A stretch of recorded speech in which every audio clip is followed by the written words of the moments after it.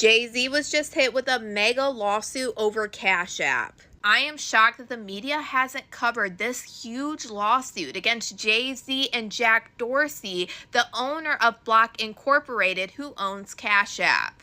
And a lot of people are wondering, why would Jay-Z be brought up in this mega lawsuit? Well, Jay-Z actually sits on the board of directors for Block Incorporated. And Jack Dorsey, Jay-Z, and other board members are being sued in this lawsuit, alleging that there is illegal money that has been being ran through Cash App. And they're alleging that they knew about it and they let it happen to make themselves some money. Now, Jack Dorsey is the same person that Jay-Z sold a huge stake of his company Tidal to back in 2021. And this is how Jay-Z ended up on the board of directors for Block Incorporated, which is the company owned by Jack Dorsey, who owns Cash App. Do y'all remember back in 2024 when members of Block were told to not discuss Jay-Z, a board member of the company, on internal communication channels? The employees were given a stern warning, but they were not told why. Jay-Z and Jack Dorsey have done a lot together. These two are the ones that launched the Bitcoin Academy on Cash App.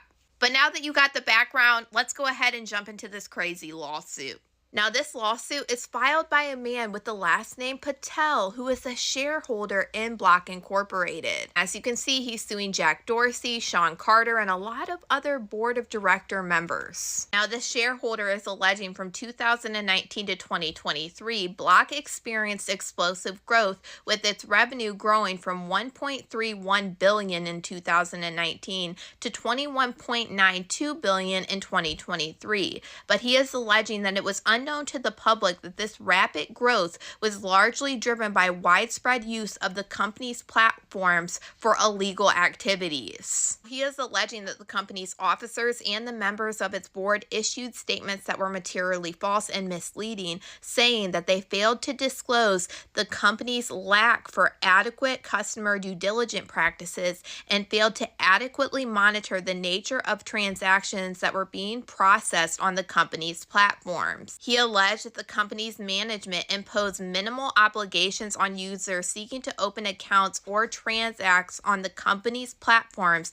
and encouraged the use of Bitcoin, which together allowed the company to become a haven for unlawful activities. He said the company's management ignored red flags indicating that Square and Cash App were being widely used for a variety of unlawful and unethical activities, including money laundering, child SA, trafficking, terrorism, contact unalivings, and transactions in the violation of economic sanctions. On March 23rd of 2023, the Hindenburg Research published a report alleging that Block's explosive growth was driven by the company's willingness to facilitate fraud against consumers and the government, avoid regulation, dress up predatory loans and fees, and mislead investors. The report revealed that Cash App was allegedly widely used for trafficking, consumer scams, COVID-19 relief fraud, and even contact unaliving payments. The report alleged that it allowed people to remain anonymous or operate under blatantly false identities.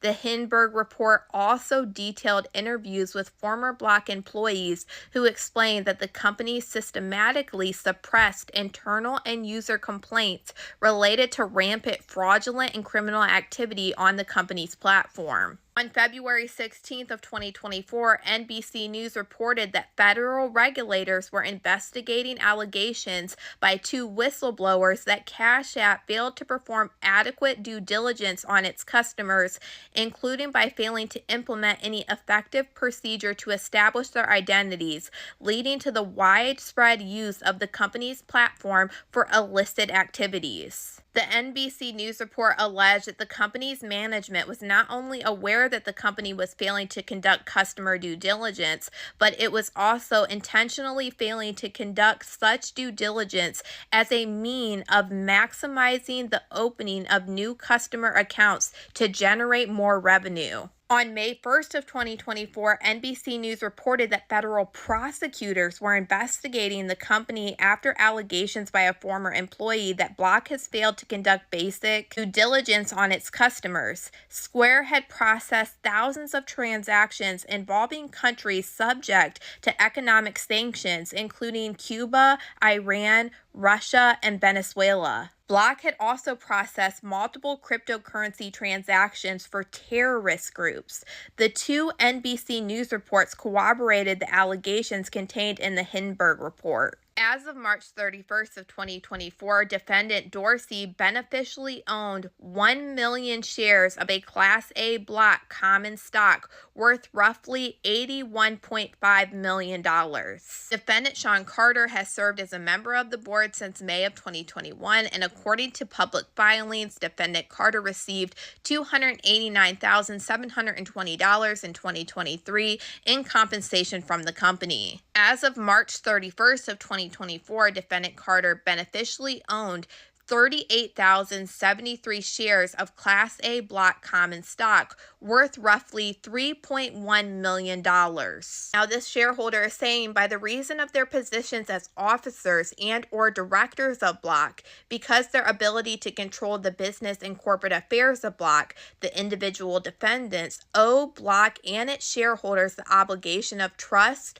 loyalty, good faith, due care, and they were and are required to use their utmost ability to control and manage Block in a fair, just, honest, and equitable manner. The individual defendants were and are required to act in furtherance of the best interests of Block and its shareholders to benefit all shareholders equally. Now, they're alleging that this is conspiracy and aiding and abetting. They are saying in committing the wrongful acts alleged here, the individual defendants have pursued or joined the pursuit of a common course of conduct and have acted and conspired with one another in furtherance of their wrongdoing. The individual defendants caused the company to conceal the true facts alleged here. The individual defendants further aided and abetted or assisted each other in breaching their respective duties. The purpose and effect of the conspiracy, common enterprise, or common course of conduct was, among other things, to felicitate and disguise the individual defendants' violation of the law, including the breaches of duty and unjust enrichment.